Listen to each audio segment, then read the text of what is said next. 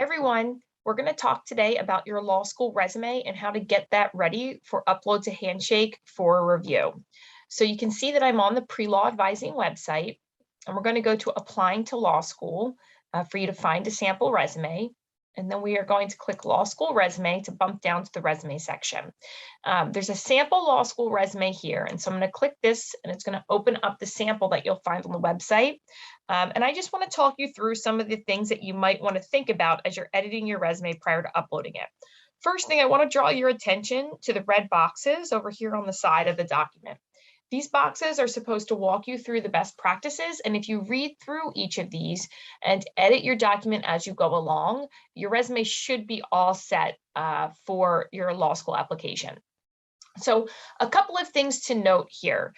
You'll probably notice that this resume might not look much different from the resume that you've used to apply to internships. You do not need to take your current resume and shift it to look exactly like this, okay? The formatting of a resume for law school is going to be the same as any other professional document. So consistency with headings, these are centered, all capital letters.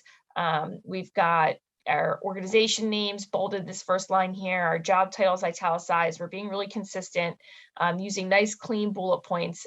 So all of those best practices from your past resume writing experience apply to your law school resume.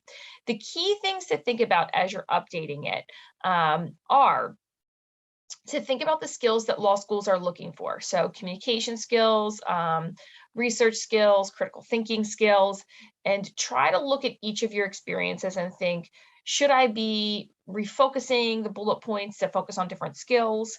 And am I focusing in on the things that law schools are looking for? Okay, there's a whole list of those skills on the website. If we go back to preparing for law school, you'll see these skills listed here, okay? And so those are the things you might want to try to see demonstrated on your resume. All right, back to the sample here. At the bottom here, you'll see this exposure to the law section. You do not need to have this section on your resume. I just often get the question from students about how, if they've attended a couple of conferences or they went to some lectures and they want law schools to see that they were exposed to some of that material, where do they put that? This section could be called exposure to the law. It could be called professional development. It could be called, seminars. It really does depend on the content that you're putting in here. But I like to include something like this in the sample, just so that you can see what that could look like if you had some of those things that you wanted to mention on your resume and you weren't quite sure where they belonged. Okay, so once again, this section is not required. It's just something I wanted to show you, since many times students have attended some events that they want to highlight, but they're not quite sure how. The other thing I want to focus up on here is your education section. For law school resumes, your education section should include all schools that you attended. So if you transferred in from Drexel and you only went there a semester, if you were applying to an internship, you would not include that school on your resume, because employers are really interested in what school you're getting that degree from.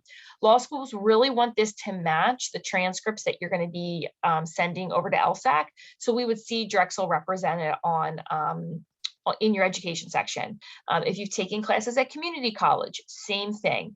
Transferred any credits in, same thing, right? So if you're going to be getting a transcript from another school for your law school application, you do want to see that reflected in your education section.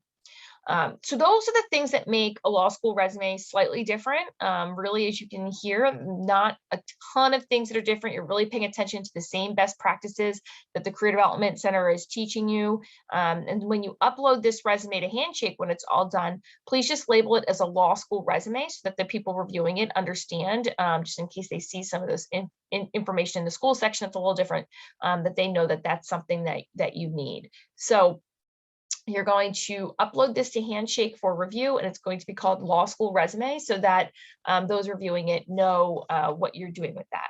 Make sure you read these red boxes and pay attention to all the best practices that you've learned over your time at St. Joe's.